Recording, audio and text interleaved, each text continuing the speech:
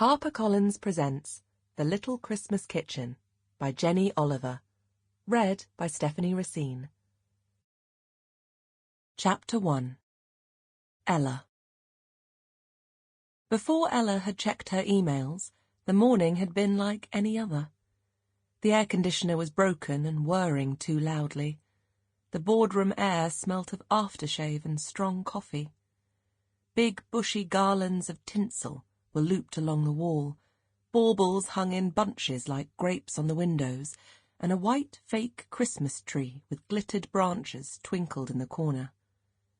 Ella was trying not to look at the new accounts assistant, Katya, who was shambling through a dreadful presentation and would soon be out of a job by the look of disdain on their boss Adrian's face.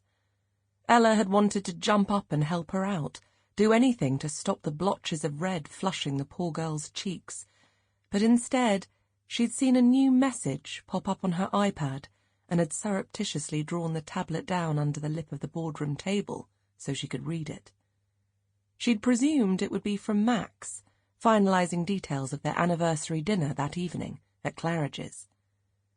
As she opened her inbox, she allowed herself a quick admire of the diamond bracelet on her wrist that he'd given her that morning, rolling her eyes at the memory of him saying, "Wow, that's nice," as she opened the box.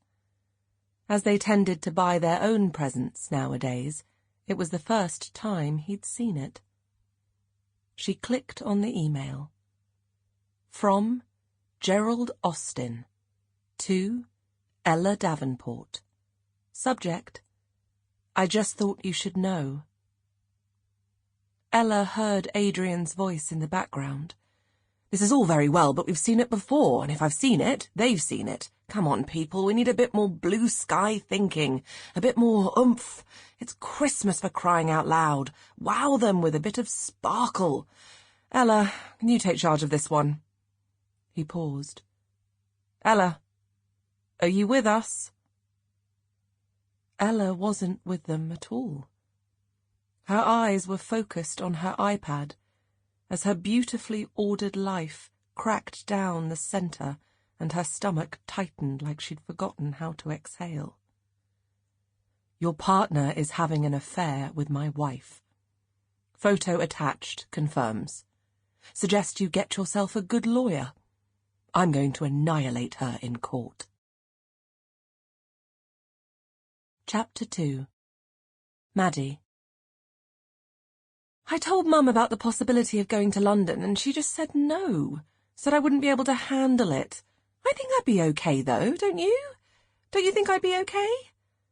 Maddy wiped her oily hands on the old rag hanging out of her jeans pocket, and then took the hand Dimitri was offering to haul herself out of the boat and up onto the jetty.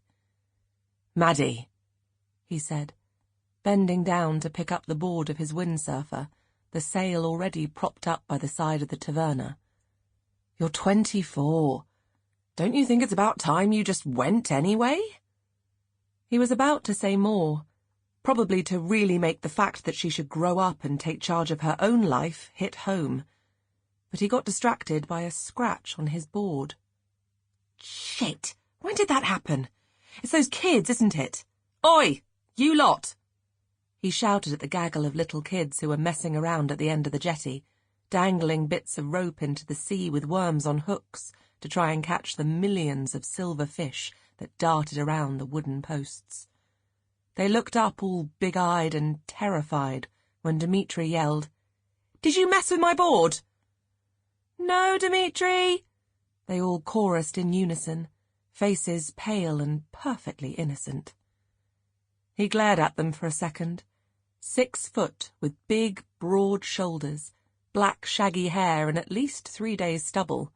He knew he could terrify them. "Don't." Maddy bashed him on the arm. "They're only little." "They've messed with my board. Look at it." "You're mean. Stop being mean to them. Look at them."